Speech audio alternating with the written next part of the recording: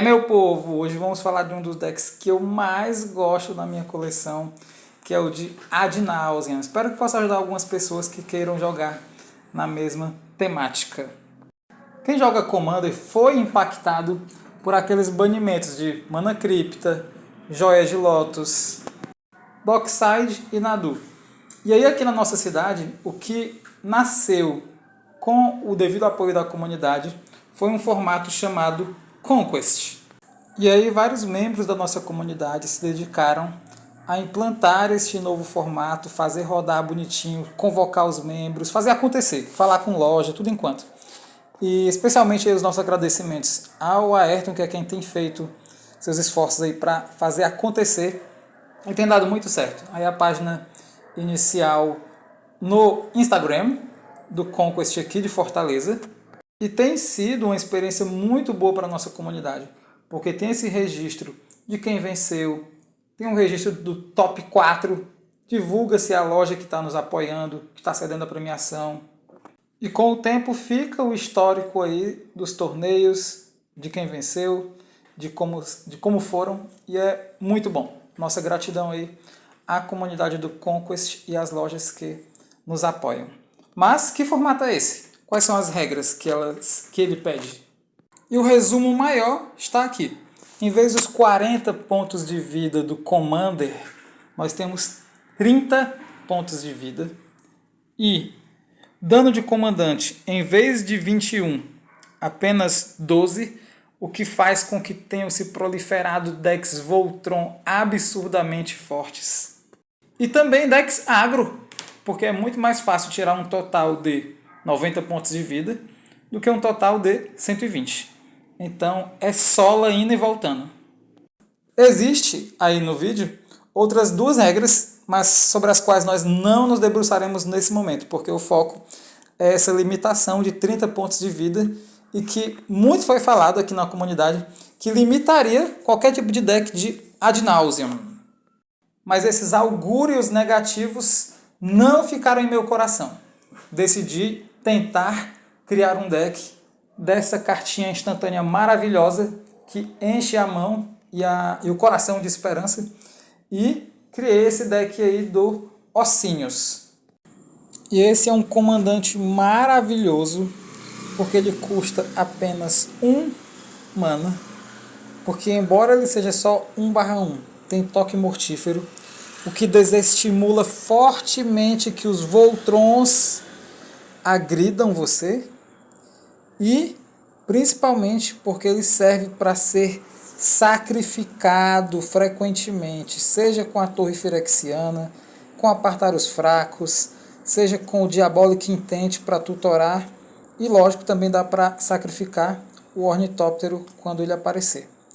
Ou seja, o Ossinhos é um comandante maravilhoso e aí nós vamos agora a outras pecinhas necessárias que são os tutores. Então, na ordem, temos um tutor de 0 manas, que é o tutor profano. Sempre vai atrasar um pouquinho para chegar, 2 turnos, né? Tutor de 1 mana, Avareza Insaciável, que pode colocar a cartinha na mão ou no topo do Grimório. Tutor de 2 manas, Diabolic Intent, que requer o sacrifício do Ossinhos, como já falado outrora. E o tutor de 3 manas, ou seja, Green Tutor, que ainda vai te causar uma pequena perda de vida, mas que quase sempre se paga. E como é que faz para esse Ad Nauseam chegar o mais rápido possível, antes de deixar os seus oponentes matarem você de peia, de flechada de Orcish Bowmaster e de um monte de outros artifícios dos quais eles vão se valer para tentar reduzir seus pontos de vida? Ora, temos uma caralhada de rituais. E aqui nós temos Dark Ritual, para de 1 fazer 3, Cabal Ritual, que de 2 faz 3 ou 5, Chuva de Imundice, que neste deck é muito forte, especialmente depois do Nauseam resolvido, mas se precisar antes, faz antes também. O importante é que resolva. E também dá para tirar mana de pedra, né? No caso aí, tem uma Lotus Bloom, idealmente chegando turno 1. Depois, Mox de Opala. E eventualmente, né, as outras pedras miúdas, como Pétala de Lótus. E tem outras pedras no deck. O que eu estou falando é das pedras que vão, do nada, fazer uma mana que os inimigos não esperavam, possibilitando o Naus antes da hora prevista. Além disso, existem as Speedlands, né, os terrenos da velocidade, que vão fazer o mesmo efeito de um ritual. Fazer com que antes do tempo coisas aconteçam. E aí nós temos primeiro Pitch Bog, que entra deitado, mas que se paga. Depois nós temos o Véio de Cristal. E, por último, mas não menos importante, a Fortaleza de Ébano. Fortaleza de Ébano só uma vez vai gerar 2, né? Mas enquanto não chega a hora, o Yavimaya pode ajudar. O Yavimaya está nesse deck por vários motivos, um deles sendo este, os outros serão mostrados a posteriori. Mas não dá para contar só com a sorte dos seus amiguinhos não terem uma anulação, não terem um terreno Boseiju verde para destruir sua caixa d'água que vai ser necessária. Então a gente consegue provavelmente tentar garantir que esse Ad Nauseam resolva, né?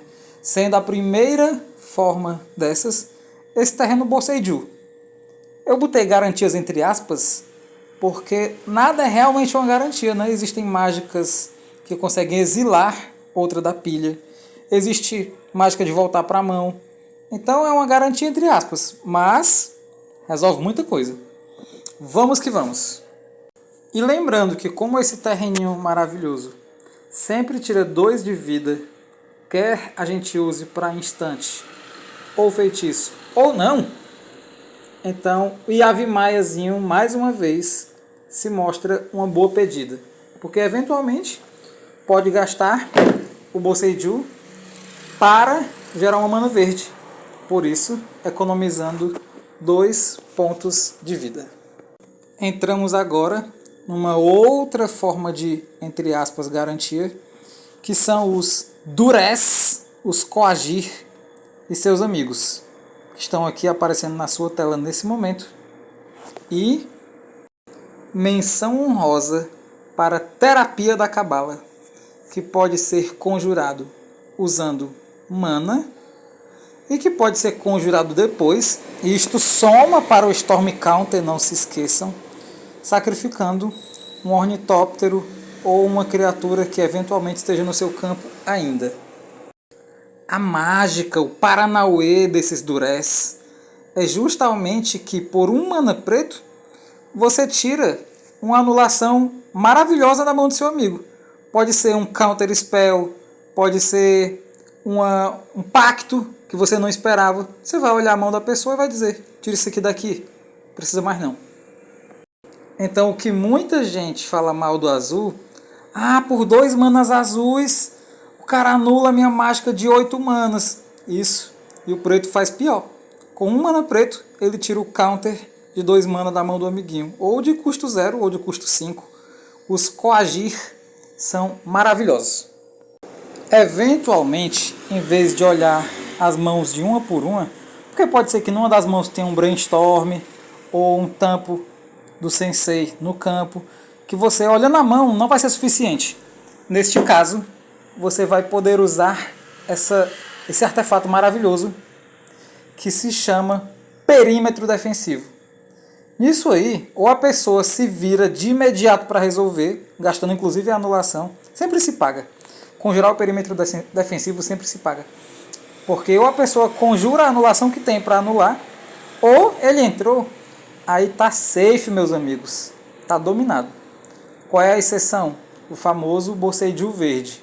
Porque aí a pessoa vai olhar para sua caixa d'água e vai dizer, com seus Coagir, com seus Durez, você não tirou não o Boseiju daqui. É verdade. Mas aí antes você baixa o quê? Um jarro de solda. Aí pode inventar Boseiju. O jarro de solda resolve, regenera, e você ainda vai buscar o seu terreno básico para entrar em pé. Só alegrias no coração. E agora nós vamos ver o deck passar diante de nossos olhos, o deck inteiro, organizado por custo. Buried Ruin serve para recuperar qualquer artefato que esteja no seu graveyard e às vezes vai precisar. Mantenha isso em mente. Zona de emergência para dar instant speed para o que for preciso.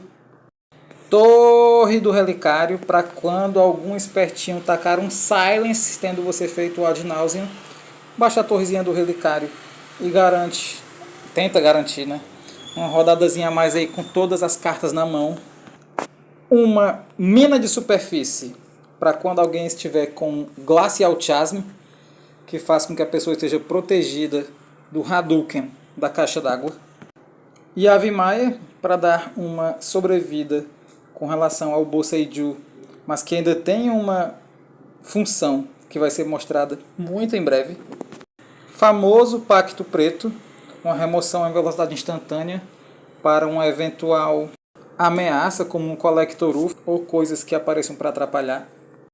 E agora outras magiquinhas de custo zero, como o Tutor Profano, do qual já falamos, Relíquia de Aço Negro, Zuranorb, Esfera Escura para prevenção de dano que vai ser necessário aqui ali, Pedra de Mana, Artefato de Gerar Mana, Mox de Opala, Mox de Amber,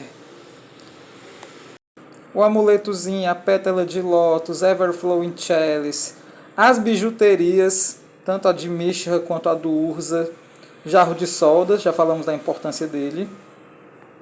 A cripta que não foi banida, a de Tormod, vai evitar umas dores de cabeça dos amigos que queiram se danar. Spellbook, deixar a mão ilimitada por mais um turno. E esse, chamado de Explosivos da Engenharia, esse é especial. Merece que falemos um pouco sobre ele. Como muita gente sabe, o Mono Black não é bom em remover artefatos dos amiguinhos. Às vezes é uma jaula que vai atrapalhar, às vezes é uma flauta, o que for. Esse artefato é capaz de tirar essas dores de cabeça. Em geral, só vai poder ser utilizado uma vez, a não ser que você o recupere com a Buried Ruin. E a mágica dele é justamente a de você poder escolher o custo que ele vai destruir. Então as cores que você pode gerar incluem o preto, obviamente. Depois poderia usar uma Pétala de Lótus, poderia usar uma Mox de Opala. E depois é que eu fui perceber a importância do Yavimaya nesse deck, porque ele te permite uma cor a mais de geração e economiza a Pétala de Lótus e a Mox de Opala para os momentos realmente decisivos. Então, muita atenção aí nesse artefato maravilhoso.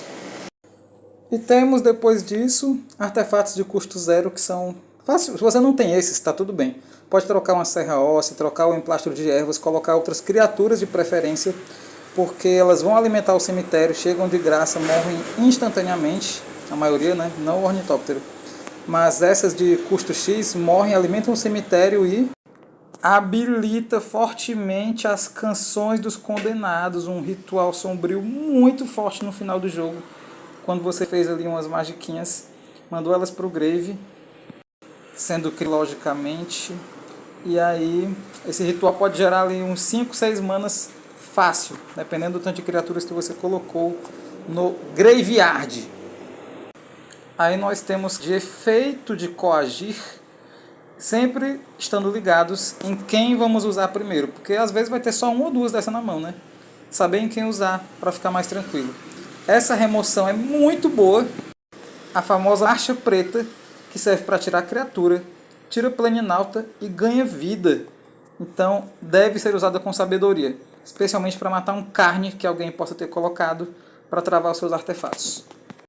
Uma outra peça submundo underground do preto é esse Shrouded Lore, que vai te permitir recuperar qualquer carta, não é criatura, é qualquer carta do graveyard para a mão, desde que você tenha um oponente legal ou poucas opções do grave, ou mana suficiente para pagar. Muito boa para recuperar até o ad nauseam, viu? Numa necessidade. Um Darkness que ainda pega a gente de surpresa para te dar uma sobrevida e possibilitar o Naus futuro. Depois como outro tutor, E chuva de imundice, chuva de ritual sombrio. Tem aí o Bubbling Muck, que faz mana para um caramba, onde tem muito terreno básico. Culling the Weak, sempre útil. Cabal Ritual. Perímetro defensivo, outro tutor. Depois outro tutor, porque não era o bastante. E finalmente a caixa d'água. É isso, espero que tenha um grande abraço.